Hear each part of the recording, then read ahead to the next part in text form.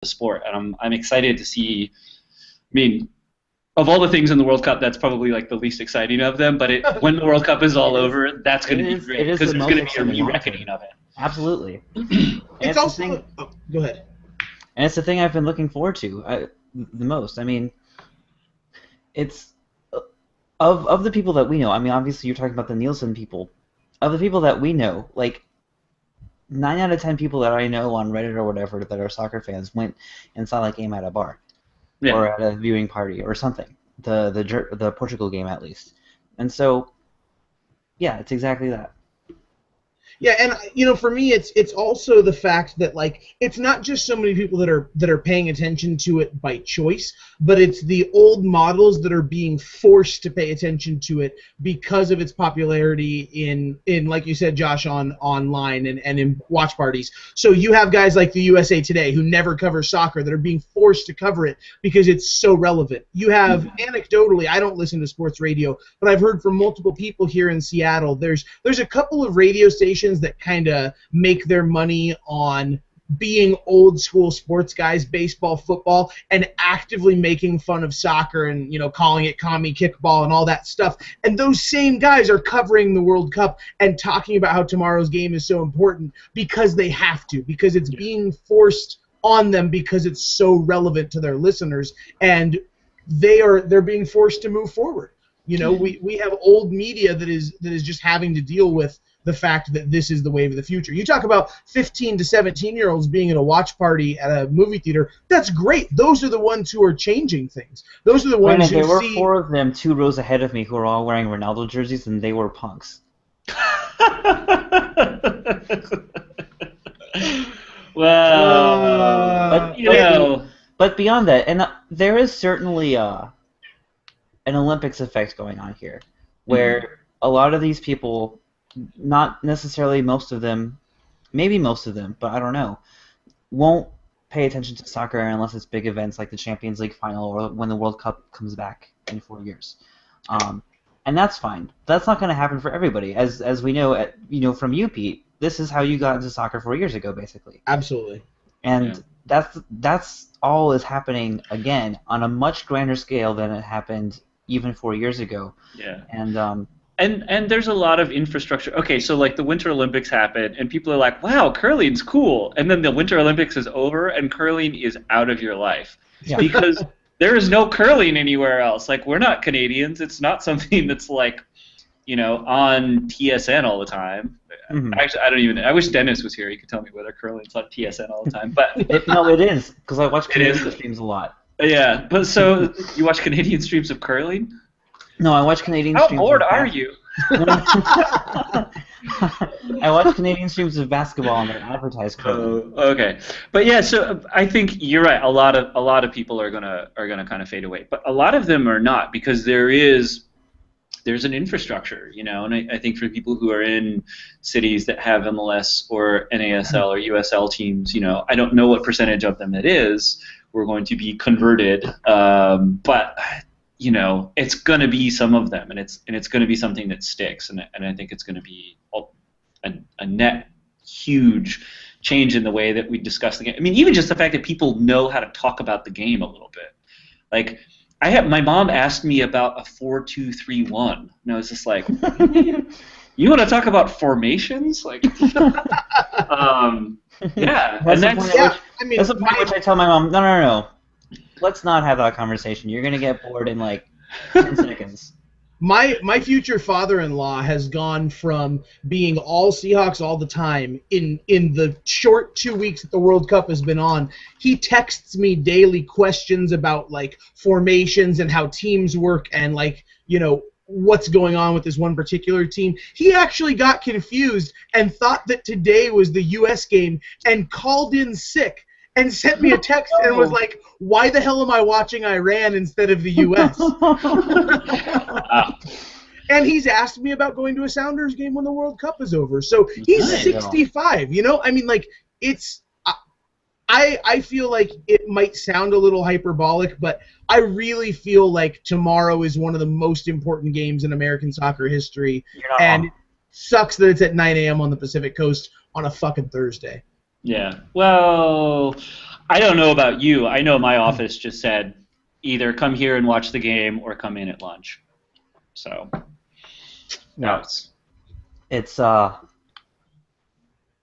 mean, they're going to they're playing for the right to play in the next biggest game in American soccer history, and then the one after that. I mean, even so, the biggest. I say that tomorrow is the biggest one because the difference between meeting the narrative of not being able to make it out of the group of death and making it out of that group against Germany and Portugal and Ghana, I feel like that's the tipping point. Like, yes, the quarterfinals would be absolutely, or the round of 16 and the round of quarterfinals and so on would absolutely be huge. But for me, it's like the game tomorrow and then semifinals. Because we've been to the round of 16 and we've been to the quarters, you know, I see tomorrow as the biggest game until we play in a semi.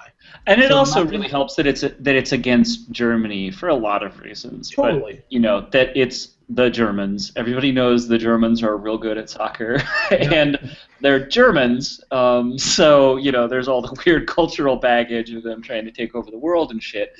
It's like a perfect maelstrom of attention and drama and history. I mean, it's all the things that soccer can be, and it's great because we get to finally have it all, you know, the same way that Dutch people feel when they go play the Germans or the French and the English or the Italians and the Spanish. I mean, it's great, you know. It's talking about Dutch people. I am looking forward to Netherlands-Mexico. That is going to be a great game. That's going to be a cracking game. I really want Mexico to beat the Netherlands. So imagine a world where we tie with Germany tomorrow. I guess for people who are listening, this will be later today, or earlier today. For some of you, it's going out, but I don't expect you in your World Cup excitement, nervous, frayed nerves. I know my nerves are going to be frayed. They were for the Portugal game.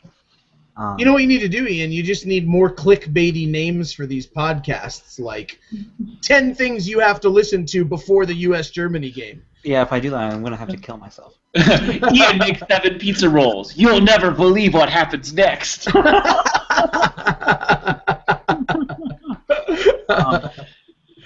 Fuck, I was going. Oh yeah. Imagine we derail you so much. We kind of do. Imagine a world where the Mexico and Costa Rica get through their round of 16 games, which isn't completely and totally unlikely, because Costa Rica is playing Greece. Yeah, I think Costa Rica wins that game. I think Costa Rica wins that game as well. So Costa Rica and Mexico play, and then we somehow beat the Belgians, and then somehow beat Argentina, who have looked vulnerable, by the way. Yeah. I feel better off against Belgium than I do against I feel a lot better about playing. Okay. Here's the better scenario. We beat Switzerland, who had in the previous round beaten Argentina. That is the best scenario. I would agree with you that's... So we beat those guys and get to the semis and play the winner of Mexico-Costa Rica. Wow. Oh, Jesus. Yeah, that would be... Can we talk about the fact that we're talking about 3 CONCACAF teams right now? So we have Costa Rica won their group. The group of champions. Yeah, just mind-blowingly, yeah. So, I mean, the U.S. group of death. The U.S. group of death. But like, I don't know which group of death. Like, if you could take those 2 groups of death and make them fight each other, which one's better? That's such a toss-up. I mean, before the World Cup, I would have said our 4th place team is better than their 4th place team. You probably would have been wrong, because at the time their 4th place team was Costa Rica. Yeah, so we have Costa Rica winning the group. We have Mexico tying Brazil for the group and only losing on tiebreaker. You know? And now we have the potential tomorrow to do the same, to either, you know, tie Germany and lose on tiebreakers, or potentially win the game, or lose by not a lot. We've got 3 CONCACAF teams real likely to go on to the next round. That's pretty impressive. Yeah. I don't think it's ever happened before. Hey, did you guys see... It was very close to happening in 2002 when Costa Rica and Turkey tied for 2nd place in Group A. but Turkey ended up going through on something weird.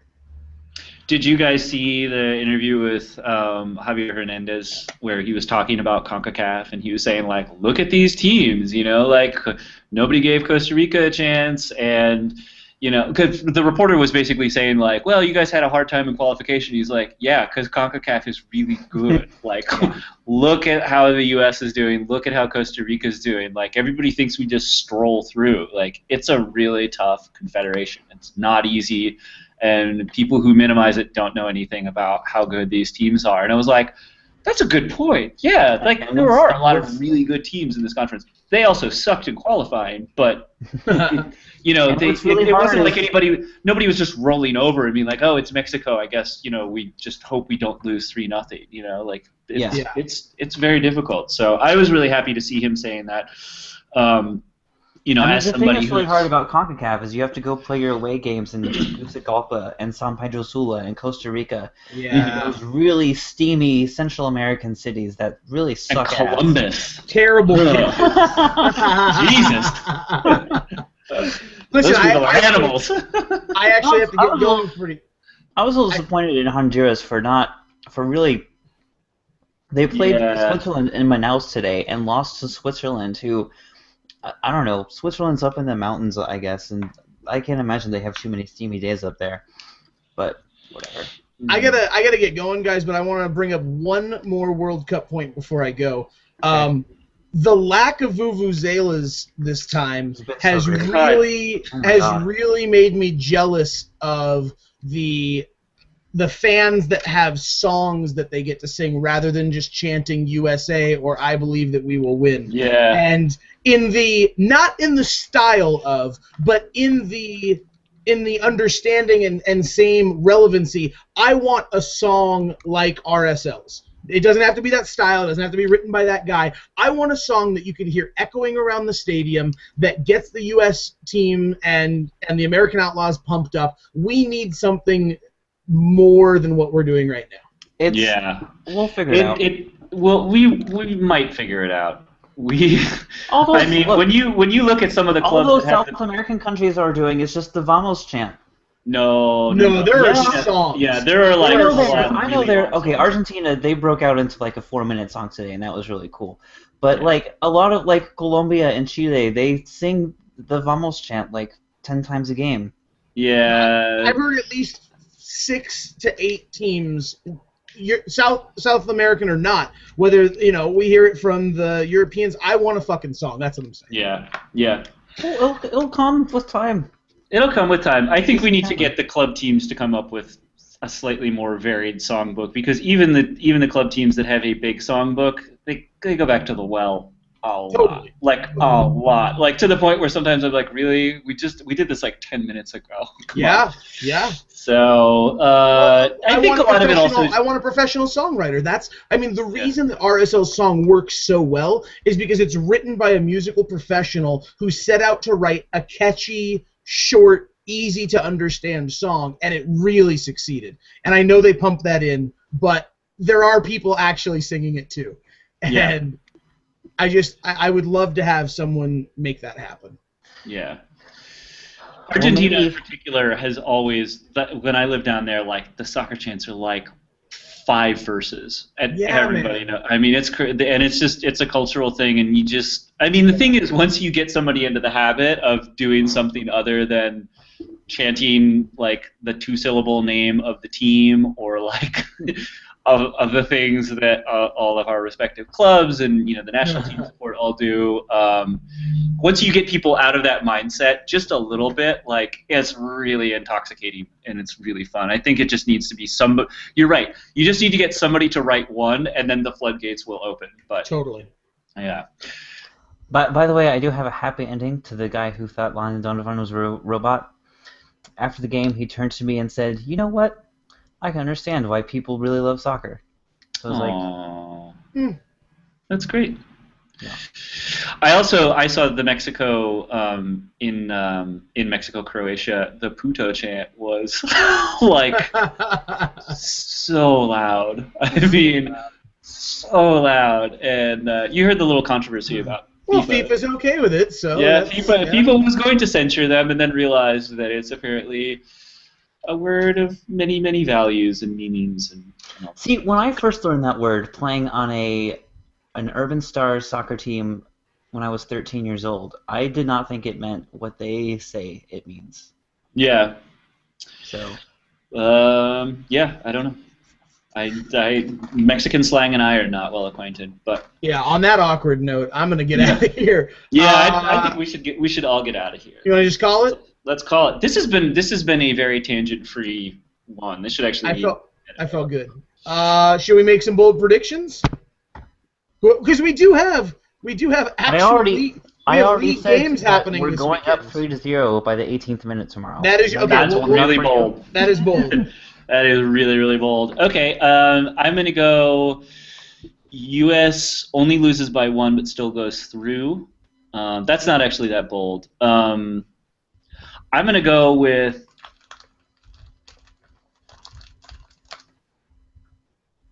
God, looking at these games, I can't even... Man, well, I don't know when we're doing the next pod, but I'm going to go Mexico... What? It's next week. It better be. Yeah, I know, but I don't know if when is Mexico Netherlands is Saturday?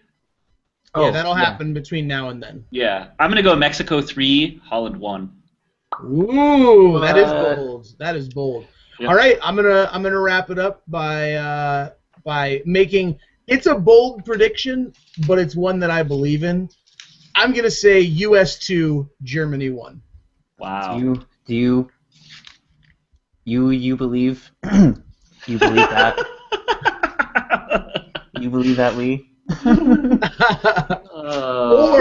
Or worst case scenario, we give up another late 10-minute goal and we draw and go through. I wouldn't even care if we drew. That's fine. I don't give a shit either. But I feel like this is a winnable game. I feel like they are not unbeatable. I mean, goddamn Ghana. You know, if Ghana can pull a draw with them, we can beat them on a good day. Ghana is good. Yeah, That's so kind of are what we. people- We beat Ghana. Fuck those guys. People forgot that Ghana was really good for some reason. I think they all went, well, the U.S. beat them, they must suck now. Totally. And then suddenly they were like, oh, no, wait, they're actually really, really good. No, it's the opposite. If we can beat Ghana and Ghana can draw Germany, we can beat Germany. 2-1, guys. I'm calling it. Transitive properties. Let's do it. That's right. All Transitive. right. And on that note, We're done. goodbye. This should be an easy edit, I think. Yeah, I think so. Yeah. I'll just have to take out some. That's what happens when we take a little while off. We come in, we've got a lot of stuff to talk about. Yeah. Yeah, that's true.